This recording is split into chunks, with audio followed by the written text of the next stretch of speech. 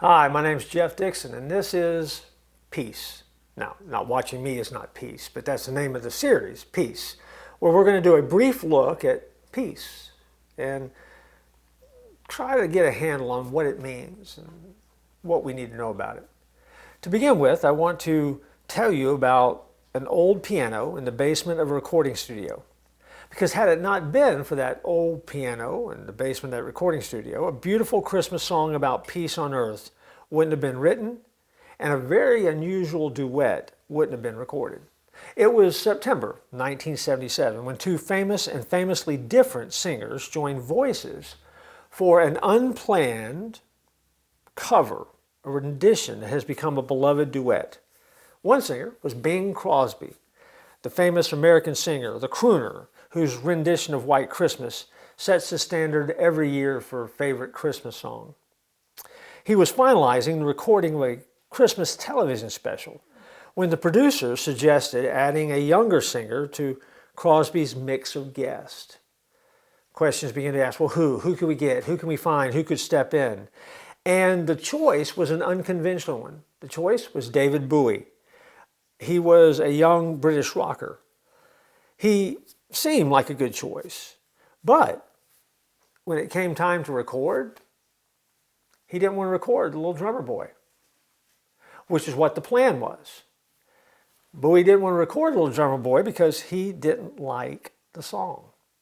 So the musical producers for the show put their heads together and disappeared into the studio's basement where they found an old piano. An hour later, they came out of that basement and they'd written a new song, Peace on Earth, and had arranged it in such a way that it would fit into the melody of the Little Drummer Boy. Bowie and Crosby both listened. They listened to the suggestions of the producers, and they liked the arrangement.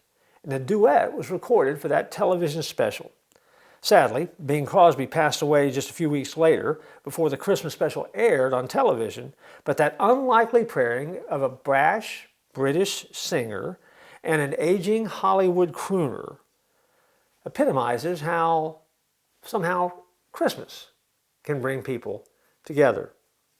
Perhaps the most dramatic example of the power of Christmas is that story that you've heard by now that happened in 1914, the year during World War I, when what became known as the Christmas Truce happened on the Western Front.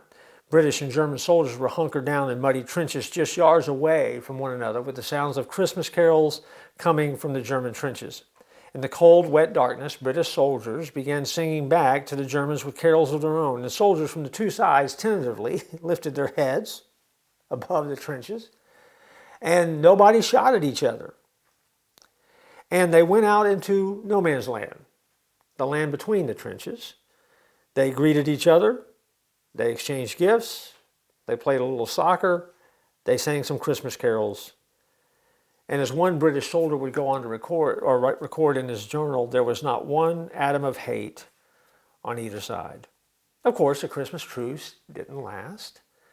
They immediately went back to fighting. The song, Peace on Earth, builds on the idea that the first Christmas, it was announced that the Savior would bring peace. And yet we live in a world where peace is something that often gets talked about during the holiday season, but the time that we're recorded, that's now so far beyond us that we don't think about it hardly at all. Peace.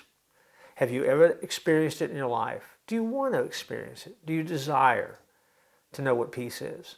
And if so, then this series will help you just a little bit to understand the peace that Jesus brings.